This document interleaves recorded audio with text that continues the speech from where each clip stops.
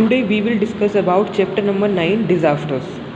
A disaster is a natural event that causes damage to the environment and human life. Disaster एक ऐसी प्रक्रिया है जो human life और इन्वायरमेंट दोनों को नुकसान पहुंचाती है. डिज़ास्टर्स आर एदर नेचुरल और मैन मेड. जो डिज़ास्टर्स होते हैं वो या तो नेचुरल होते हैं या फिर उन्हें मनुष्य स्वयं क्रिएट करता है. Some examples of disaster are earthquakes, volcanic eruptions, landslides, droughts, floods, accidents, nuclear disasters, etc. कुछ एग्जाम्पल हैं डिज़ास्टर्स के, जैसे कि अर्थक्वेक भूकंप, वॉल्केनिक इरप्शन ज्वालामुखी का फटना, लैंडस्लाइड्स ज़मीन का खिसकना, ड्रॉट्स और फ्लड्स बाढ़ को बोलते हैं, एक्सीडेंट्स जो हादसे हो जाते हैं, न्यूक्लियर डिज़ास्टर्स जो परमाणु बम वगैरह का परीक्षण करते टाइम कभी कभी फ्यूज़न गलत हो जाता है तो न्यूक्लियर डिज़ास्टर्स क्रिएट हो जाते हैं. A disaster influences the mental, socio economic and ecological state of the people of the affected area. जो डिज़ास्टर होते हैं वो प्रभाव डालते हैं मनुष्य की मेंटल स्थिति पे, वहाँ की आर्थिक स्थिति पे, जिस एरिया में डिज़ास्टर्स आए हुए होते हैं उन एरिया में. Disasters are often beyond our control. जो डिज़ास्टर्स होते हैं वो हमारे कंट्रोल से बाहर होते हैं. However, we can reduce the damage caused by them if we know how to deal with them when they occur. लेकिन हम जो आपदाएं आती हैं उनके द्वारा हुए नुकसान को कम कर सकते हैं अगर हमें पता हो कि हम उनके साथ कैसे डील करनी है, हमें क्या करना चाहिए, तो हम उनके डैमेज को कम कर सकते हैं. Disasters can broadly B put under 2 categories, natural and man made. Disasters को मेनली 2 कैटेगरी में डिवाइड किया गया है, नेचुरल एंड मैन मेड. जो डिज़ास्टर्स नेचुरल डिज़ास्टर्स हैं उनके एग्जांपल्स हैं वॉल्केनिक इरप्शंस यानी कि ज्वालामुखी का फटना, अर्थक्वेक्स यानी कि भूकंप, cyclones, floods, tsunamis, landslides, droughts etcetera. ये सब नेचुरल डिज़ास्टर्स के एग्जांपल्स हैं. मैन मेड डिज़ास्टर्स के एग्जांपल्स हैं जैसे कि एक्सीडेंट्स जो हादसे हो जाते हैं, केमिकल डिज़ास्टर्स कभी कभी प्रयोग करते टाइम केमिकल्स का गलत तरीके से प्रयोग, केमिकल फ्यूज़न हो जाता है तो उसे केमिकल डिज़ास्टर्स बोलते हैं. न्यूक्लियर डिज़ास्टर कभी कभी मिसाइल वगैरह का परीक्षण करते टाइम न्यूक्लियर डिज़ास्टर्स हो जाते हैं. बायोलॉजिकल डिज़ास्टर्स ये सभी मैन मेड डिज़ास्टर्स के अंडर आते हैं क्योंकि ये मनुष्य के द्वारा परफॉर्म करने पर होते हैं. Natural disasters, these disasters are caused due to naturally occurring reasons like geological and climatic changes. ये डिज़ास्टर्स नेचुरली अकरिंग रीजंस की वजह से होते हैं, जो प्रकृति के द्वारा कुछ घटनाएं होती हैं उनकी वजह से होते हैं, वो डिज़ास्टर नेचुरल डिज़ास्टर्स कहलाते हैं. जियोलॉजिकल और क्लाइमेटिक चेंजेस की वजह से ये अकर करते हैं. Human activities are not linked with them. इनमें मनुष्य का कोई भी रोल नहीं होता, किसी भी तरीके से मनुष्य इनमें लिंक नहीं होता. But the interference of humans with nature में अफेक्ट द क्लाइमेटिक कंडीशंस. लेकिन ह्यूमन का नेचर के साथ, मनुष्य का नेचर के साथ कुछ भी इंटरफियरेंस करने से जो क्लाइमेटिक कंडीशंस होती हैं वो चेंज हो जाती हैं. And can therefore increase the impact और frequency of occurrence of disaster. जिसकी वजह से जो डिज़ास्टर आने वाला होता है उस पर वो उनकी फ्रिक्वेंसी को बढ़ा देते हैं अगर मनुष्य हस्तक्षेप करता है प्रकृति के साथ. The natural disasters can very from a very short duration. जो नेचुरल डिज़ास्टर्स होते हैं उनका टाइम वेरी करता है शॉर्ट ड्यूरेशन से लेकर के लॉन्ग ड्यूरेशन तक. जैसे कि अर्थक्वेक्स के लिए बहुत शॉर्ट ड्यूरेशन होता है, अर्थक्वेक बहुत कम देर के लिए आते हैं, कुछ मिनटों के लिए. ज्वालामुखी का फटना जो होता है वो कुछ मिनटों के लिए होता है. जो साइक्लोन आता है वो कुछ घंटों के लिए होता है. फ्लड होता है उसका कई दिनों तक असर रहता है, कुछ दिनों के लिए होता है. और जो ड्रॉट होता है वो कुछ सालों के लिए होता है. नंबर फर्स्ट हम पढ़ेंगे volcanic eruptions. A volcano is a mountain with a large opening at the top. Volcano एक माउंटेन है जिसकी लार्ज ओपनिंग होती है टॉप पर. When a volcano erupts, hot gases and melted rocks from deep inside the earth find their way up to the surface of the earth. जब volcano erupt होता है, ज्वालामुखी आता है, तो जो हॉट गैसेस और मेल्टेड रॉक्स होते हैं ज़मीन के अंदर वो अपना रास्ता ढूंढते हैं अर्थ की सरफेस के ऊपर. These volcano eruptions are very destructive, और ये जो वॉल्केनिक इरप्शंस होते हैं वो विध्वंसकारी होते हैं, डिस्ट्रक्टिव होते हैं। During a volcanic eruption hot melted rock called magma, volcanic eruptions के समय पे जो हॉट मेल्टेड रॉक्स होते हैं उन्हें हम मगमा कहते हैं। एस्केप्स फ्रॉम ए वेंट, जो एक वेंट से निकलते हैं, एस्केप करते हैं, और opening in the earth surface, और अर्थ की सरफेस से बाहर आ जाते हैं। एंड फिल से हॉलो क्रेटर, और एक हॉलो क्रेटर को फिल करते हैं। ये जो वॉल्केनिक इरप्शन होता है उस टाइम पे जो हॉट मेल्टेड रॉक्स होते हैं, मतलब गर्म पत्थर होते हैं पिघले हुए, उन्हें हम मगमा बोलते हैं। वो वेंट मतलब अर्थ की सरफेस से बाहर निकल आते हैं और हॉलो क्रेटर को भर देते हैं। Magma relieved from a volcano is known as lava, जो मेल्टेड रॉक्स जिन्हें हम मगमा बोलते हैं वो जब रिलीज़ होते हैं वॉल्केनो से तो उन्हें हम लावा बोलते हैं। जब रिलीज़ होने के बाद, पहले जो वो उसके अंदर है मेल्टेड रॉक हैं तो उन्हें हम मगमा बोलेंगे। जब वो एस्केप करेंगे अर्थ की सरफेस से बाहर तो उन्हें हम लावा बोलते हैं, जब बाहर आ जाते हैं। When the lava comes out of the volcano opening it is glowing red, जब लावा वॉल्केनो ओपनिंग में से जब बाहर निकलता है तो वो ग्लोइंग रेड, मतलब रेड होता है और चमक रहा होता है, ग्लो कर रहा होता है, निखर के आता है red. And when it cools it hardens into a rock, और जब ये ठंडा हो जाता है तो ये पत्थर का रूप ले लेता है, हार्ड हो जाता है पत्थर की तरह।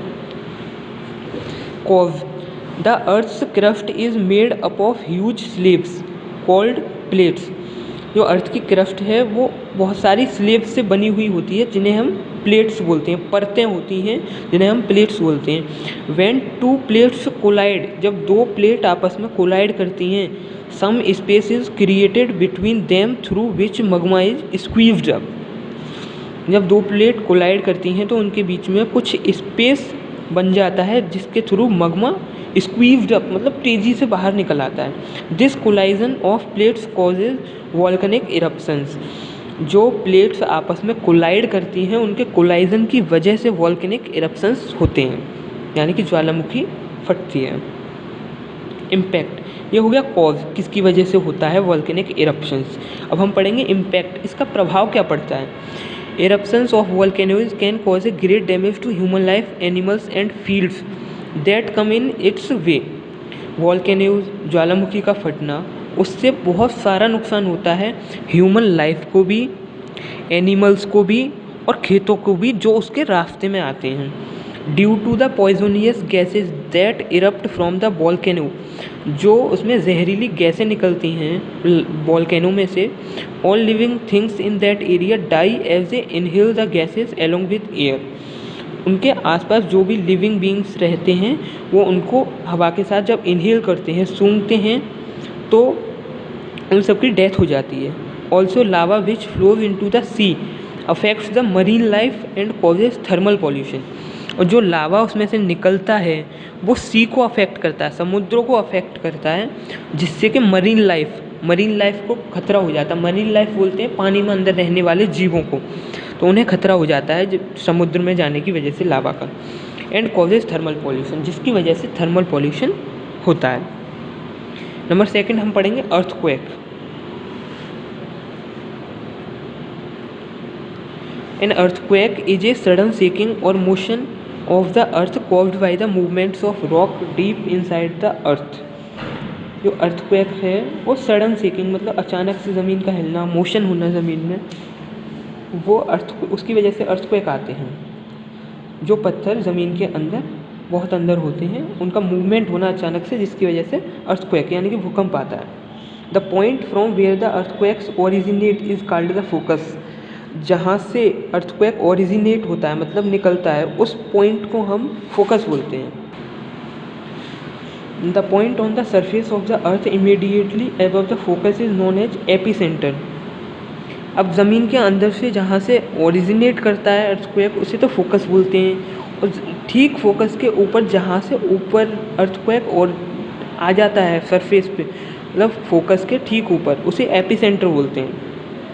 Earthquakes are more frequent than other natural disasters. Earthquake जो होता है वो अदर डिज़ास्टर से बहुत तेज़ी से आता है। And usually cause wide spread destruction, greater loss and devastation. Other natural disaster से बहुत तेज़ी से आता है और बहुत सारा नुकसान करता है, डिस्ट्रक्शन करता है, जैसे कि आप देख सकते हैं इस पिक्चर्स में। बहुत सारा नुकसान करता है और ग्रेटर लॉस होता है, जिसकी वजह से काफ़ी हानि होती है। अब हम पढ़ेंगे कॉज। अर्थक्वेक का कॉज क्या है? Earthquakes are caused due to the collision of lithosphere plates moving in different direction. जो लिथोस्फीयर प्लेट्स होती हैं उनका जो डिफरेंट डायरेक्शंस में मूव कर रही होती हैं, उनका अचानक से कोलाइजन हो जाए लिथोस्फीयर प्लेट्स का, तो अर्थक्वेक अकर करता है। व्हेन दे कोलाइड, जब वो कोलाइड होते हैं, the margin of plates shake and earthquake waves are produced. जब वो कोलाइड होते हैं तो प्लेट्स का जो मार्जिन होता है वो शेक, मतलब उसमें मूवमेंट होता है और अर्थक्वेक की वेव्स प्रोड्यूस होती हैं। Another important cause of earthquake is the eruption of volcanoes. जो दूसरा बहुत ज़रूरी कारण है अर्थक्वेक के आने का, वो इरप्शन ऑफ वोल्केनोइज होती हैं, यानी कि ज्वालामुखी जब फटता है तब भी अर्थक्वेक आता है। इम्पैक्ट, इसका प्रभाव क्या पड़ता है? They can bring about changes in the landscape and destroy the natural environment. ये थोड़ा सा चेंज लेके आते हैं लैंडस्केप में और नेचुरल इन्वायरमेंट को डिस्ट्रॉय कर देते हैं, विध्वंस कर देते हैं उसका। They also causes collapsing of building and other man-made structures, killing of humans and animals, and developing cracks into fissures on the earth's surface। ये कोलैप्सिंग बिल्डिंग्स गिर जाती हैं, इसकी वजह से मैन मेड स्ट्रक्चर्स होते हैं उनका भी नुकसान होता है और इससे मनुष्य और जानवर दोनों की मृत्यु भी होती है। और ये क्रैक्स बना देते हैं अर्थ के सरफेस में, क्रैक्स और फिजर्स, यानी कि क्रैक्स चटक सी जाती है, अर्थ की जो सरफेस है वो चटक सी जाती है। मीजरिंग अर्थक्वेक, मीजरिंग अर्थक्वेक यानी कि इसका प्रभाव कम करने के लिए हम क्या मीजरिंग कर सकते हैं? Scientist record the waves produced during an earthquake with an instrument called a seismograph. यानी कि जो अर्थक्वेक आता है उसको मेज़र करने के लिए क्या क्या किया जाता है? तो जो साइंटिस्ट होते हैं वो जो वेव प्रोड्यूस्ड होती हैं अर्थक्वेक के दौरान, उनको एक इंस्ट्रूमेंट से रिकॉर्ड करते हैं। उस इंस्ट्रूमेंट का नाम होता है seismograph. They measure the strength of an earthquake on a scale known as Richter scale.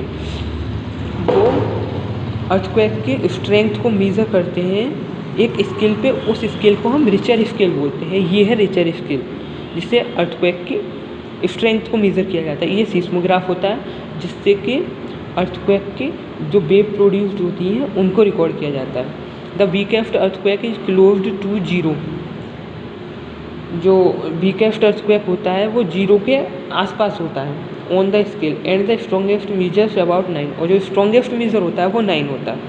Safety measures, भूकंप के दौरान हम किन किन सेफ्टी मीजर्स का यूज कर सकते हैं वो है ये। फर्स्ट है the building should be made earthquake resistance. जो बिल्डिंग हम बनाते हैं वो अर्थक्वेक रेजिस्टेंट बनाएं। अवॉइड यूजिंग एलिवेटर्स और electric gadgets when an earthquake occurs. हमें एलिवेटर्स का और इलेक्ट्रिक गैजेट्स का उपयोग नहीं करना चाहिए जब अर्थक्वेक आता है। When an earthquake occurs we should move out to open spaces like parks, open grounds etcetera. जब अर्थक्वेक अकर करता है तो हमें ओपन स्पेसेस में जाना चाहिए, जैसे कि पार्क हैं और खुला मैदान है, इन सब जगह पे हमें जाना चाहिए। If you are unable to move out of a building or a room, try to take shelter under a sturdy object like table। जब आप बिल्डिंग से बाहर निकलने में असमर्थ हों तो आप आश्रय बनाइए उस चीज़ को जो स्टडी ऑब्जेक्ट हो, जैसे कि टेबल, उनको अपना आश्रय बनाइए।